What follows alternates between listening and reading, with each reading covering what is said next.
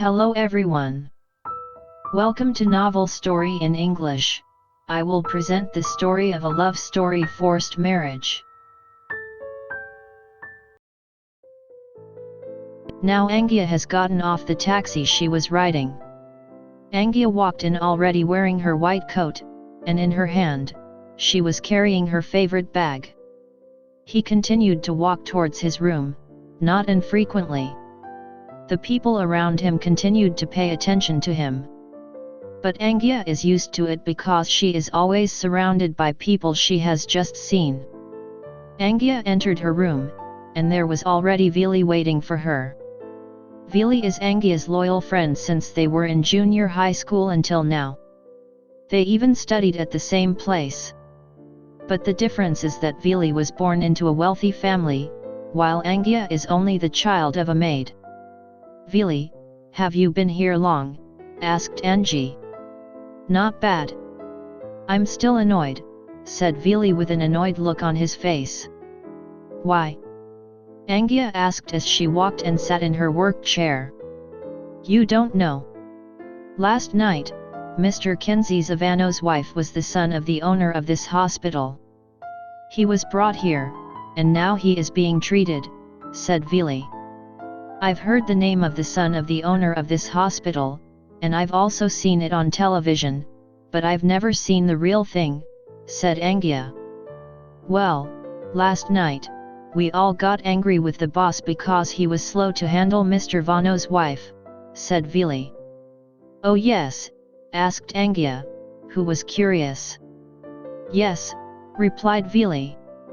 "Is Mr. Vano's wife sick?" asked Angie. "Mr. Vano's wife is pregnant." "But yes, she is. Her pregnancy is very weak. And you know that Mr. Vano's wife is still 19 years old," said Veli, who continued to tell Anggia.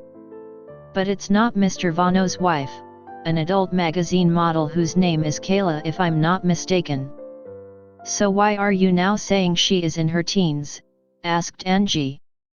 "Yes. I'm also curious to ask if I don't dare because you know that our careers are in his hands," answered Veli. "Yes, and that's not our business either. The important thing is that we take care of anyone who comes here," Anggia answered. Talk talk talk. Someone knocked on the door to Anggia's room. "Come in," answered Angie.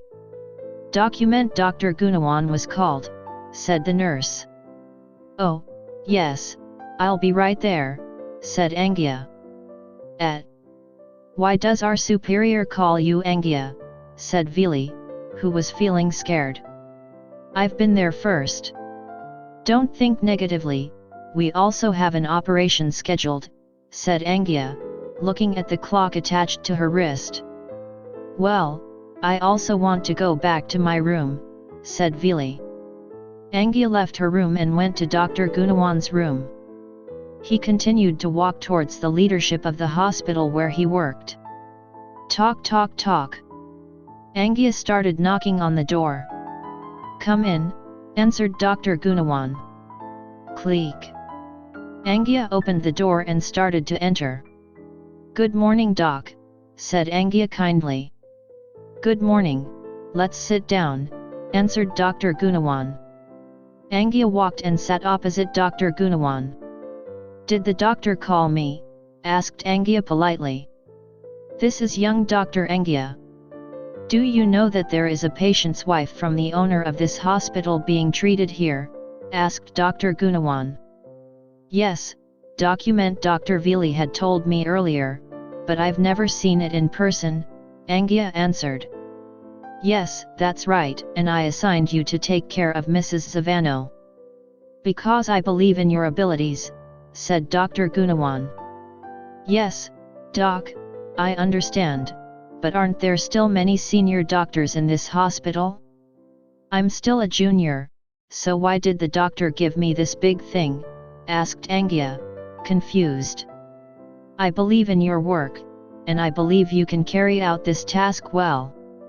And another Dr. Anggia, you must take good care of him so that your career will be better," said Dr. Gunawan. "Okay, Doc. I'll try my best, Anggia answered. And you will also be assigned to take care of Mrs. Savano after she returns to her house. That means you are specifically taking care of Mrs. Savano. Yes, Doc, I understand, answered Anggia. And you also get a big salary while working there. Mr. Savano will pay you 100 million per month, said Gunawan, explaining how much Anggia will receive while working to care for Ziva. 100 million, Doc? Asked Anggia. She was very surprised to hear the salary she would get per month.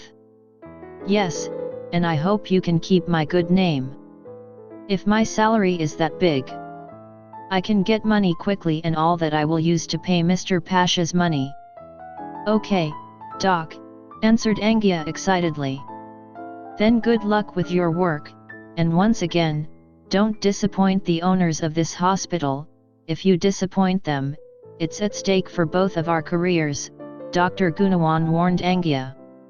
Yes, Doc, I understand, answered Anggia. Congratulations, good luck, said Dr. Gunawan, holding out his hand. Thank you, Doc, answered Anggia, returning Dr. Gunawan's outstretched hand. I'm out, Doc.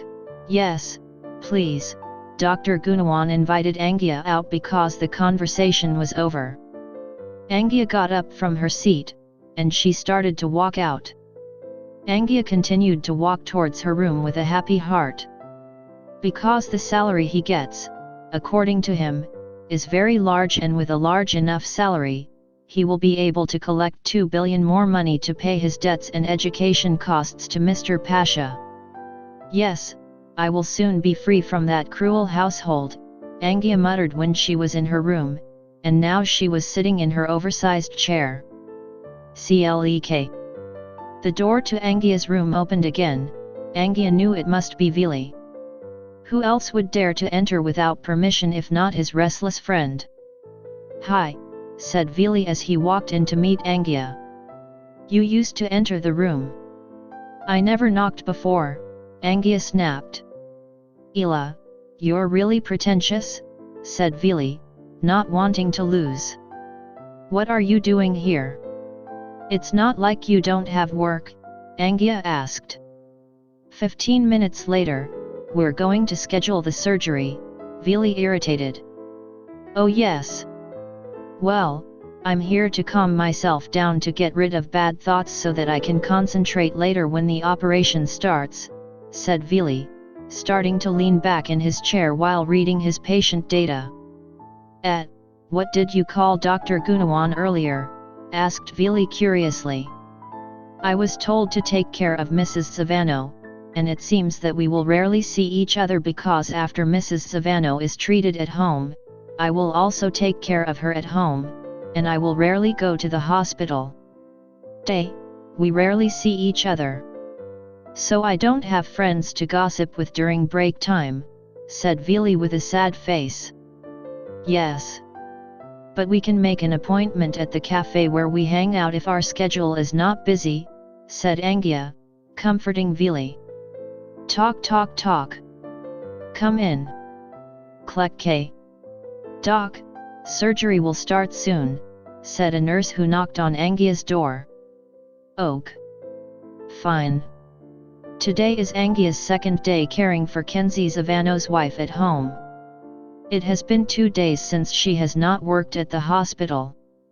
Anggia slept at her employer's house last night because it was very late and Ziva didn't come home. Finally, he fell asleep on the sofa in the living room, until finally, he woke up because his cell phone rang with the name of Mrs. Savano written on it. After Anggia answered the call, it turned out that Ziva said she was not coming home, and she was asked tomorrow to take Dafa and Daffy to Sinta's house. Dafa and Daffy are Ziva's twin sisters, and Sinta is Ziva's mother-in-law. This means that Sinta is Vano's mother, and Sinta is the wife of the owner of the hospital where Anggia works. After he finished talking to Ziva, he started calling Brian. But unfortunately, Anggia repeatedly contacted her husband, but Brian did not even answer the call. Anggia did not give up. She kept on repeating to contact her husband because she still respects Brian, and somehow she always respects Brian, even though Brian never respects him. Anggia is still Angie. A woman who is gentle and patient, she is determined to continue to learn to be a good wife. And his heart was so happy. His lips smiled. Apparently, his efforts were not in vain. Because after the 10th call, Brian answered the call. "Hello," answered a woman on the other end. The smile on Anggia's lips suddenly disappeared when it turned out that it was a woman who answered the call. Angie's tears fell again. He was confused and very sad. He was silent and lost in his own thoughts. So stupid. Why do I still hope my husband loves me? That's impossible, Anggia.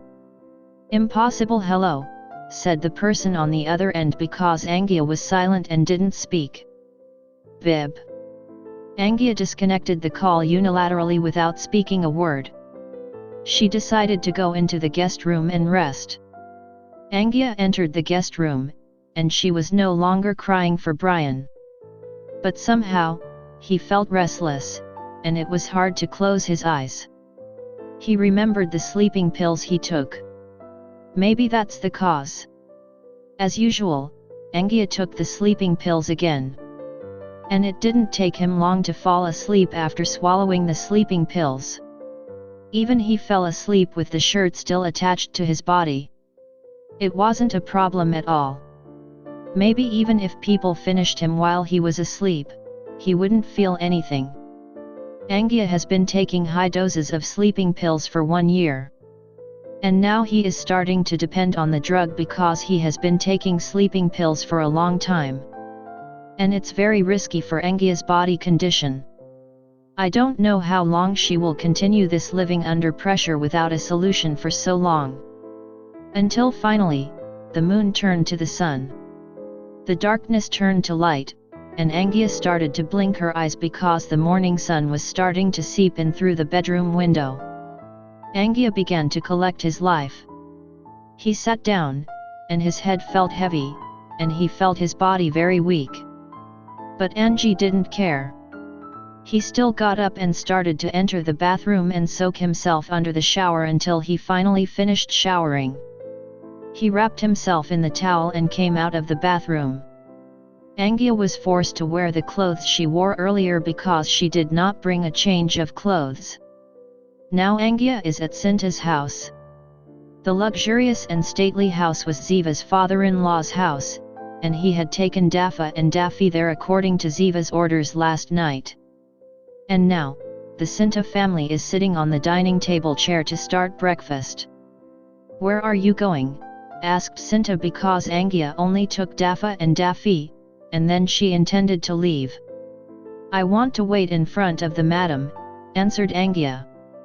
"No need, you also come for breakfast," said Sinta firmly. But madam, Anggia kept trying to refuse because she felt she didn't deserve to sit with the family, and besides, she was a nobody. "Let's sit down," said Sinta forcefully, and Anggia gave up. He started to follow Sinta's orders. They started their breakfast in silence until, finally, a tall, burly man approached them. The man looks so relaxed, and he only wears a t-shirt and knee-length shorts, and also combines the expensive jacket he wears plus a watch attached to his left wrist, perfect as a human created by God. "Good morning," said Bilmar, who had joined the dining table. "Morning dear, let's sit next to Mama," said Sinta, pulling the empty chair beside her for Bilmar. "What do you want for breakfast?" asked Sinta. "Just the same as Mama's," said Bilmar, who was already sitting on the dining table chair. Bilmar began to feed the rice that was given to him by Sinta. But his eyes just realized that there were 3 new people at the dining table. If the twins were, he was sure it was Ziva's sister even though he had never met before, but he had heard from Nita before when he found out about Ziva. But he wondered who the beautiful woman who joined this morning's breakfast at the dining table was too. Ahem, Rada cleared her throat because Bilmar continued to stare at Anggia while Anggia, who was busy with her food, didn't even notice that Bilmar was watching her. Beautiful, Bil, said Rady again. Mom. Ziva went straight to the room, said Ziva, who had just returned to the dining table. This is your breakfast, you haven't finished, son, said Sinta. Yes, ma'am, Ziva was going to finish Ziva's breakfast, but Ziva couldn't stand the smell of Bilmar ma'am's perfume, said Ziva while covering her nose. But poor mama's son's grandson, if you only have a little breakfast, said Sinta, who was starting to feel worried. Hoop, huck, Ziva quickly ran to the room to vomit because she couldn't smell Bilmar's perfume, and she preferred to walk to the room rather than to the kitchen because she didn't want to spoil the others' appetite by hearing her vomit. Gag. Even though the others understand Ziva's situation, no one will have a problem with it. Ma'am, Bilmar's perfume smells weird. Even though this is the perfume that Bilmar usually wears, said Bilmar while smelling his body. Ziva is pregnant. You just understand, pregnant people are sensitive, said Sinta explaining to Bilmar because Bilmar did not know Ziva's pregnancy. Pregnant? Asked Bilmar. Yes, replied Sinta. Wow, Bilmar is going to be papa, said Bilmar happily. Yeah, I hope you get mama soon too, said Rada with annoyance. What the hell, mommy, said Bilmar. When is it, Bil? Mommy also wants to be like Mama Sinta, who has a daughter-in-law and continues to have grandchildren in a crowded house, said Rady in a high tone with a sour face. There's Angie. You met Anggia first. How do you know the match, said Sinta. Cough, cough, Angie, who was eating, choked when he heard his name being called.